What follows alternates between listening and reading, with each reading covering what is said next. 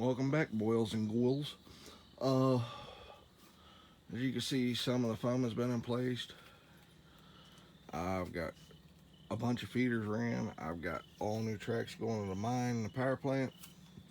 They are hooked up. They are running good. I brought out my Maryland Central locomotives and tested them on the layout.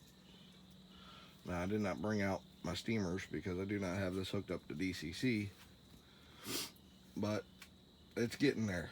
Right now, tonight, I am going to be running feeder wires through my yard. All new feeder wires. Those are 28 gauge wires. They are solid. They are data cable wires, and they work extremely well when you're soldering to the sides of the rails. I have the roundhouse out here and in place.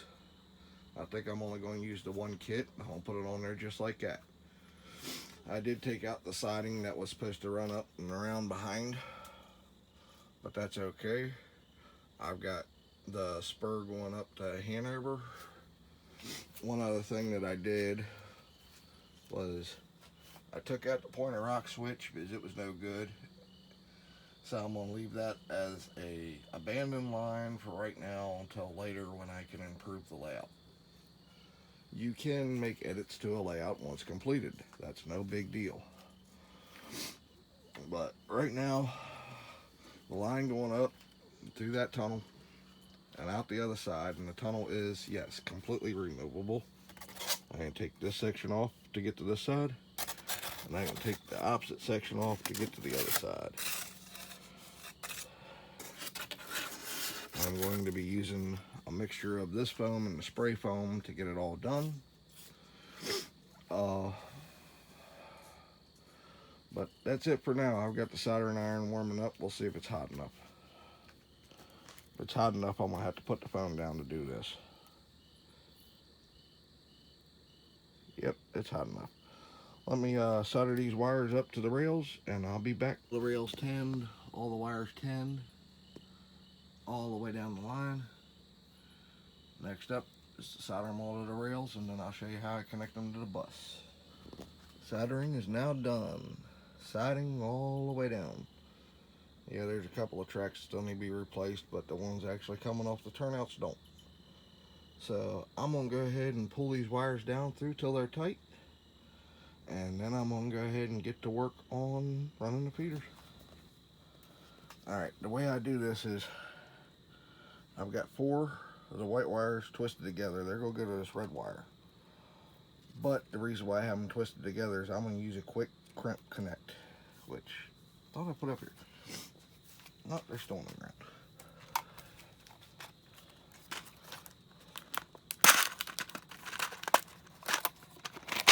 Of course, now the box won't open.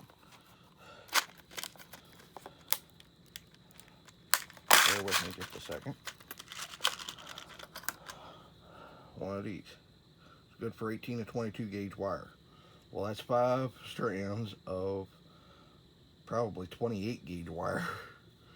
So, but I'll slip that on top of there and crimp it down right where I've made the twist connection.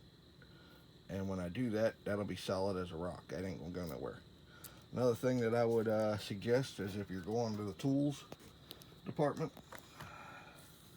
these are called lineman's pliers. I've had these forever.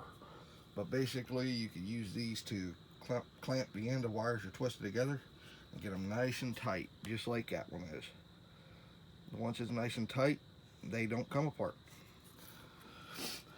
So, sorry about this voice. I'm fighting a cold right now. It's a sinus cold, not a COVID cold. So, let me get back to work, and I'll show you how I connect those to the bus. Alright. Now, you see this blue thingy here? This is actually a tap that runs into these male connectors. It's called a female wire tap. Now it's got that little slot in there for the wire, just a normal insulation displacement, and then you got, let me turn you over to the light. You got this little steel clip here that hooks onto the male taps. So that's positive, and if something goes wrong, I can unhook that and figure it out and throw it back in there. Ain't no big deal. So, but when it comes to putting these on, just basically put it on the wire and flip it closed and squeeze it with a pair of pliers, which takes me 2 hands, so I'm not going to be able to show it on camera. Let me go ahead and get this closed up, get this hooked up, and we'll see if these tracks are live up here with a special test car. Lighted car. You can see it's flickering a little. Something's not right with these feeders. Oh, might help if I hook them up.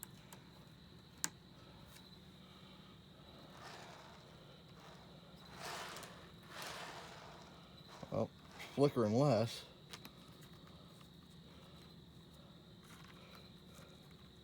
I think that track might just be a little too dirty.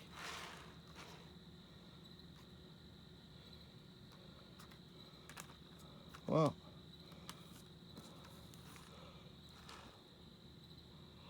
there we go.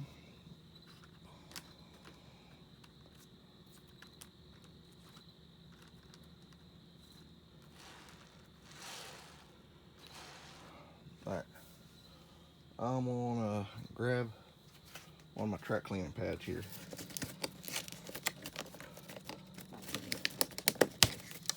Why is it always gotta forget these things till I'm trying to record something? Alright.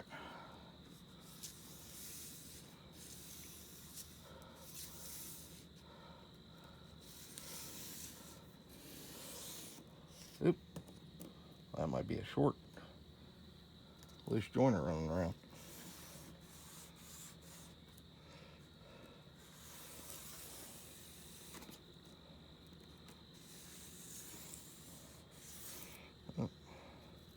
I could not get a locomotive to run on these lines just that little bit ago, and I figured it was because I wasn't getting good contact, not even on the siding, which is complete. So it's got to be something that's got to be the fact it ain't getting the electricity it needs.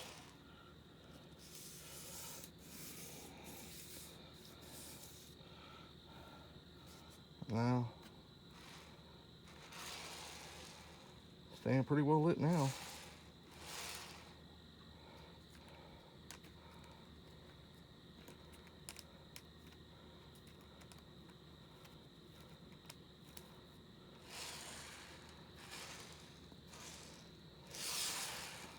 Makes for a real good test, I'll tell you that much. I'm still on DC, so let me turn around here.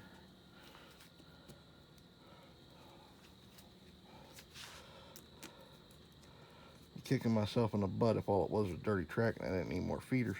But it's always a good idea to have more feeders than what you think you need. Alright. Now let's see what the heck happens. Oop.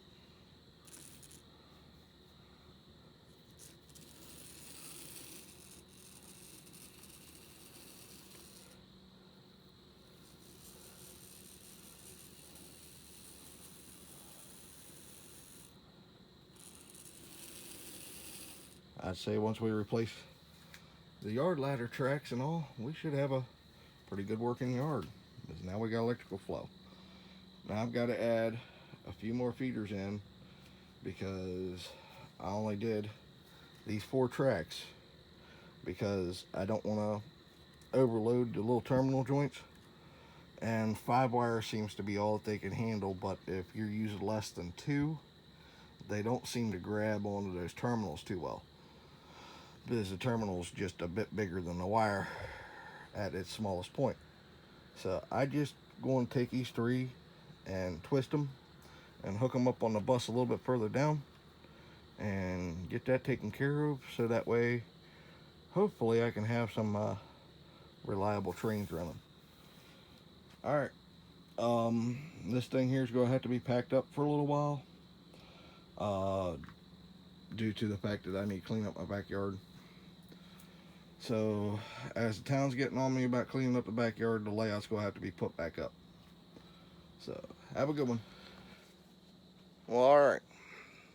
Now you've seen how I do my feeders. There's a lot of y'all out there that want to sit there and go, well, I do it my way. Well, I do it this way. Well, I do it that way. That's fine. The reason why I'm on the YouTube forum is because I've got a way that works for me. You've got ways that works for you. But if you're sitting there screaming, do it this way, do it that way, maybe you ought to make your own channel and try it for yourself. Because I've seen a lot of people screaming that ain't the way to build a railroad, and they ain't got nothing on their channel. So come on, put your money where your mouth is. Pull out your phone, get yourself a video. Let's see what you got. I'd like to see it. That's my challenge to you. If you're out there and you're in this hobby and you want to build model trains, great. Let's see your efforts. Have a good one.